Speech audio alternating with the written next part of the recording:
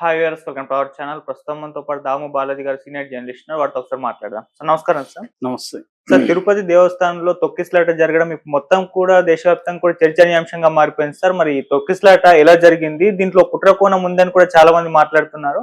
And ఇప్పుడు ఇంకోటి ఏంటంటే సార్, ఎక్కడ తొక్కిసలాట జరిగినా కూడా అల్లు అర్జున్ గారిది కంపేర్ చేయడం ఒకటి కామన్ అయిపోయింది. ఇప్పుడు దీన్ని కూడా అల్లు అర్జున్ ఇష్యూతో కూడా కంపేర్ చేస్తున్నారు సార్. అసలు ఏం జరిగింది తిరుపతిలో సార్?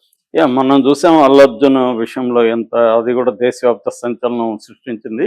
దానికి కొన్ని రోజులు, ఒక నెల పైన అయింది. అయితే ఇప్పుడు తిరుపతిలో తొక్కిసలాట జరిగింది టీటీడీకి సంబంధించి. సో అందులో 6 మంది ఇప్పటి వరకు చనిపోయిన వాళ్ళు పేర్లు బయటకు వచ్చాయి. రజని 47 ఏళ్ళ మహిళ, ఆమె విశాఖపట్నం, ఆమె చనిపోయింది. మల్లిగా సేలం 49 ఏళ్ళ మహిళ, శాంతి 34, నాయుడు బాబు 51, లావణ్య 40 ఏళ్ళు, నిర్మల కర్ణాటక. వీళ్ళు 6 మంది ఇప్పటి వరకు చనిపోయారు. ఇంకొక 40 మంది తీవ్రంగా గాయపడ్డారు. ఈ మృతుల సంఖ్య పెరిగే అవకాశం కూడా ఉందని చెప్తున్నారు. ఇటు స్విమ్స్ లో 12 మంది ట్రీట్మెంట్ తీసుకుంటున్నారు. రుయా హాస్పిటల్లో 28 మంది ట్రీట్మెంట్ తీసుకుంటున్నారు.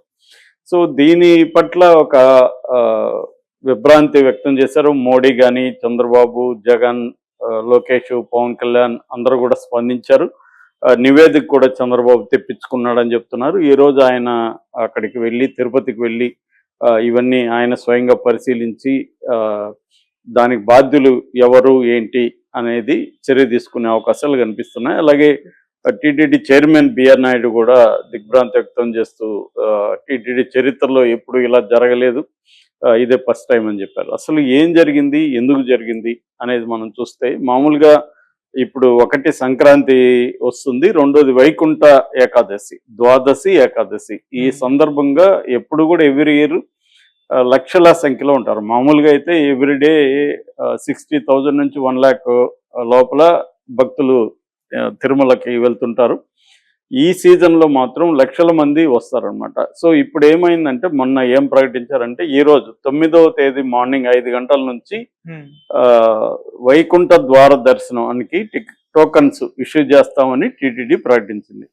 దాంతో నిన్న మధ్యాహ్నం 3 గంటల నుంచే జనం వెల్లువెత్తారు. మామూలుగా టీటీడీ ఎవ్రీ ఇయర్ వాళ్ళకు ఒక ఐడియా, అంచనా ఉంటుంది కాబట్టి ఈ ఇయర్ కూడా 8 లక్షల మంది వస్తారని చెప్పి తిరుపతి వేరు, తిరుమల వేరు. తిరుమల అంటే కొండ, తిరుపతి కింద టౌను.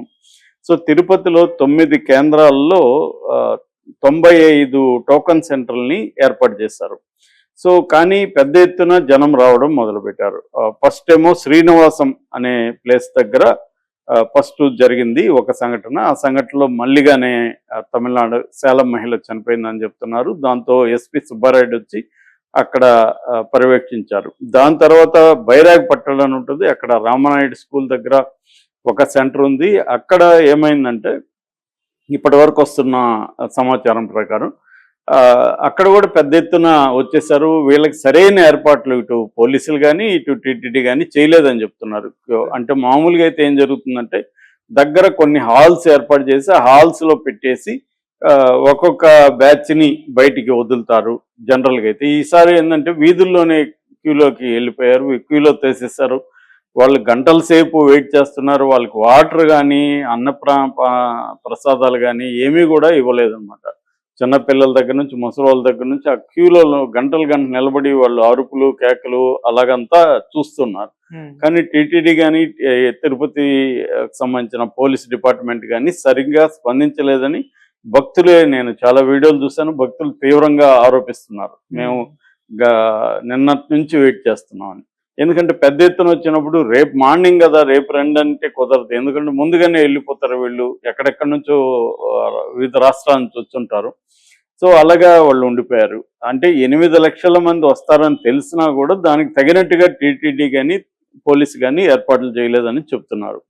సో ఎప్పుడైతే కీలో ఉన్నారో, లోపల కొంత ఉన్న ఒక మహిళ, పెద్ద వృద్ధురాలికి ఏదో ఆమెకి సఫకేషన్ వచ్చేసి ఊపిరి తిరగని పరిస్థితి ఉంటే ఆమెను బయటికి తీసుకెళ్లాలని అంబులెన్స్ పిలిచారు. అంబులెన్స్ డ్రైవర్లు, పక్కన అంబులెన్స్లు ఉన్నాయి కానీ డ్రైవర్లు ఎవరు లేరు. వాళ్ళు వదిలేసి వెళ్ళిపోయారు. ఎక్కడికి వెళ్ళారో తెలియదు. ఈ సంఘటన జరిగినాక, తొక్కిసలాట్లు చనిపోయినాక 20 నిమిషాల తర్వాత వచ్చారంట డ్రైవర్లు. వాళ్ళు ఇమ్మీడియట్గా తీసుకుపోయింటే కూడా ప్రాణాలు నిలిచేవి. హాస్పిటల్కి వెళ్ళే లోపలే ఈ 6 మంది చనిపోయారు. యాక్చువల్లీ ఆన్ ద స్పాట్ చనిపోలేదు. సో ఇమ్మీడియట్ గా వైద్యం లభించుంటే కూడా చనిపోవాలి కాదనేది అక్కడ లోకల్స్ చెప్తున్నారు. సో ఎప్పుడైతే ఆ పెద్ద ఆవిడని బయటికి తీసుకురావడానికి గేట్లు తెరిచారు. ఇది వెనకున్న వాళ్ళకి తెలియదు కదా, వీళ్ళేమనుకున్నారు గేట్లు తెరిస్తే టికెట్లు ఇస్తున్నారేమో అనుకొని వీళ్ళు ఒక్కసారిగా ముందు కురికారు. ఆ ముందు కురికేసరికి అందులో బలహీనంగా ఉన్న మహిళలు వాళ్ళు కింద పడిపోయారు. వాళ్ళని తొక్కుకుంటానే వీళ్ళు వెళ్ళిపోయారు. అంటే సరైన సమాచారం లేదు, టికెట్లు ఎప్పుడు ఇస్తారు, ఎన్ని గంటలకు ఇస్తారని లేదు. సో అక్కడ క్యూలలో అలో చేయడమే రాంగ్ అని చెప్తున్నారు బయట. నువ్వు టికెట్లు ఇప్పుడు ఇవ్వనప్పుడు క్యూలలో ఎందుకు జనాలు నిలబడతావు? సో టికెట్లు ఇప్పుడు ఇవ్వట్లేదు అంటే అక్కడ సమన్వయ లోపం కూడా అని చెప్తున్నారు. అంటే ఒక అధికారమేమో క్యూలో నిలబెట్టాలని, ఇంకొక అధికారం వద్దని, ఇలాగా వాళ్ళు కూడా గొడవపడ్డారు. ఆ కన్ఫ్యూజన్ వల్లనే వాళ్ళు వదిలేశారు. అంటే క్లియర్గా నెగ్లిజెన్స్, లైట్ తీసుకున్నారు వాళ్ళు అన్నది ఇప్పుడు విమర్శలు అయితే వస్తున్నాయి పెద్ద ఎత్తున. సో దీనివల్ల ఆవిడని బయటికి తీసుకురావడం కోసం గేట్ ఓపెన్ చేస్తే వీళ్ళేమనుకున్నారు టికెట్లు ఇస్తున్నారని వీళ్ళు ఒక్కసారిగా ఊరికారు. అంటే వీళ్ళని కొంతమందినేమో పద్మావతి పార్క్ అని పక్కనే ఉంది, అక్కడ పెట్టారు. అక్కడ తొక్కిసలాట జరిగింది. ఇలాగా మొత్తం 2-3 ప్లేసుల్లో తొక్కిసలాట జరిగింది అనేది ఇప్పుడు వస్తున్న నివేదిక, చంద్రబాబుకి పంపించిన నివేదిక బయటకు లీక్ అయింది. దాంట్లో ఇవన్నీ చెప్తున్నారు. దీంట్లో ప్రధానంగా ఈ నివేదికలో డిఎస్పీ అత్యుత్సాహమే దీనికి కారణం అనేది ఒక వస్తుందన్నమాట. డిఎస్పీ ప్లాన్డ్ గా కాకుండా డిఎస్పీ అత్యుత్సాహం ఒకటి, రెండోది టీటీడీ అధికారులు, పోలీస్ డిపార్ట్మెంట్ ఇద్దరు కూడా దీనికి బాధ్యులని ఇప్పటివరకు. మూడవది ఏంటంటే అంబులెన్స్ డ్రైవర్లు, అక్కడ అంబులెన్స్లు పెట్టినా కానీ అంబులెన్స్ డ్రైవర్లు ఎవరు అక్కడ లేరు. సో వాళ్ళు వెళ్ళిపోయారు. సో ఇది మూడవది. అంటే వాళ్ళు ఎక్కడికి వెళ్ళారు ఏంటి తెలియదు. మామూలుగా అయితే ఒక డ్రైవర్ కంపల్సరీ ఒక డ్రైవర్ అక్కడ ఉండాలి 24 hours. ఒకరు వెళ్ళి బయటికి వెళ్ళి వచ్చే వరకు ఇతను మళ్ళీ ఏమన్నా టిఫిన్లో, టీలో, ఇంకొకటో ఉంటే వాళ్ళు చూసుకోవడానికి. సో ఇక్కడ ఏంటంటే కరెక్ట్గా జరగడానికి దారితీసిన పరిస్థితులు ఒకటైతే, జరిగిన తర్వాత ఇమీడియట్ రిలీఫ్ చర్యలు, వాళ్ళని ఇమీడియట్ గా హాస్పిటల్కి తీసుకోవడం, అక్కడ వైద్య బృందాలని పెట్టకపోవడం, అంటే ఇమీడియట్ గా అక్కడ ఉంటాయి. రెండవది మనం విజువల్స్ చూస్తుంటే ఎవరంటే వాళ్ళకి ట్రైన్డా కాదా కూడా మనకి తెలియట్లేదు. ఎవరంటే వాళ్ళు ఎత్తి సిపిఆర్ చేస్తున్నారు, కొడుతున్నారు. సో ఇదేంటంటే యూట్యూబ్లు చూసి చేస్తున్న బాబోతులాగా కూడా అనిపించింది మనకు. అంటే ప్రాపర్గా సిపిఆర్ తెలిసిన వాళ్ళని అక్కడ పెట్టడం, అంటే పారామెడికల్ స్టాఫ్ని పెట్టడం, ఇటువంటివి కూడా సరిగా చేయలేదు. అందువల్ల అక్కడ ఎవరెవరు ఉంటే వాళ్ళే ఏదో వాళ్ళకి తెలిసినట్టుగా గుద్దుతూ ఉన్నారు గట్టిగా. సో సిపిఆర్ అనేది కూడా ప్రాపర్గా జరగలేదు. విజువల్స్ చూస్తుంటేనే అర్థమవుతుంది వీడికి సిపిఆర్ అనేది తెలియని వాళ్ళంతా గుద్దుతున్నట్టుగా కనబడుతుంది. అంటే ఇక్కడ ప్రాపర్గా సిపిఆర్ చేయడం వల్ల అబ్బాయి కనీసం శ్రీతేజ్ బతికాడు ఇమ్మీడియట్ గా చేయడం వల్ల. లేకపోతే అప్పుడే చనిపోయి ఉండేవాడు. మన పోలీసులకి ఏంటంటే వాళ్ళకి కొంత ట్రైనింగ్ ఉంది కాబట్టి చేయగలిగారు. ఇక్కడ అట్లా కాకుండా భక్తులు అక్కడ ఉన్నవాళ్ళు ఎవరంటే వాళ్ళు చేస్తున్నట్టుగా కనబడుతుంది సిపిఆర్. అది చూస్తేనే ఏంద్రబాబు ఎట్లా చేస్తున్నారు అన్న ఫీలింగ్ అయితే వస్తుంది ఆ విజువల్స్ చూస్తే. ఇక ఇప్పుడు కొత్తగా ఒక థియరీ డెవలప్ అయింది. అదేంటంటే పోలీసులు ఈ థియరీ డెవలప్ చేసినట్టు కనబడుతుంది. పోలీసులు మామూలుగా ఏంటంటే చాలా చోట్ల వాళ్ళ ఫెయిల్యూర్ని తప్పించుకోవడం కోసం కావచ్చు, లేకపోతే వాళ్ళ అధికారులని కాపాడడం కావచ్చు, కుట్ర థియరీని బట్టి ఎవరో ఒక ఇద్దరు వ్యక్తులు కావాలని జనాల్ని తోశారు, అరిశారు, వాళ్ళు టికెట్లు ఇస్తున్నారని, దాంతో జనం పరిగెత్తారు. ఆ ఇద్దరు వ్యక్తులు ఎవరు అన్నది ఒక కుట్ర థియరీ బయటకు వచ్చింది. ఏదేమైనా ఇప్పుడు సీసీటీవీలు అయితే ఉన్నాయి. అక్కడ సీసీటీవీ ఫుటేజ్లో పరిశీలిస్తున్నారని చెప్తున్నారు. సో ఇక్కడ ఇప్పుడు ఏంటంటే దీని మీద సమగ్రమైన సమీక్ష జరగాలి ఒకటి, అట్లాగే మృతులకి నష్టపరిహారం ఇవ్వాలి. ఈ రెండు ఇప్పుడు డిమాండ్ ఉంది.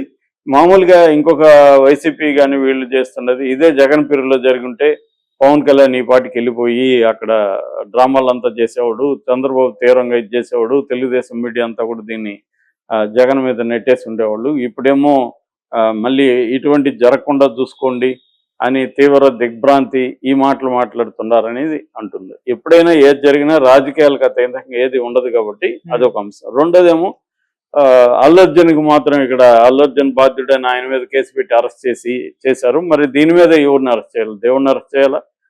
రామ్ గోపాల్ వర్మ చెప్పినట్టు సో ఎందుకంటే దానికి బాధ్యులు ఎవరు సో అనేది తేలాలి. సో దీని మీద ఎందుకు ఇంకా చర్యలు తీసుకోవట్లేదని, ఏదేమైనా టైం పడుతుంది. చంద్రబాబు ఇప్పుడు వెళ్తున్నాడు కాబట్టి దాని మీద నివేదిక తెప్పించుకుంటున్నారు. దాని మీద ఖచ్చితంగా ఒక ఎంక్వైరీ కమిటీ వేసే అవకాశం ఉంది. తప్పు ఎవరుది అని తేలినాక వాళ్ళ మీద చర్యలు అయితే తీసుకుంటారు.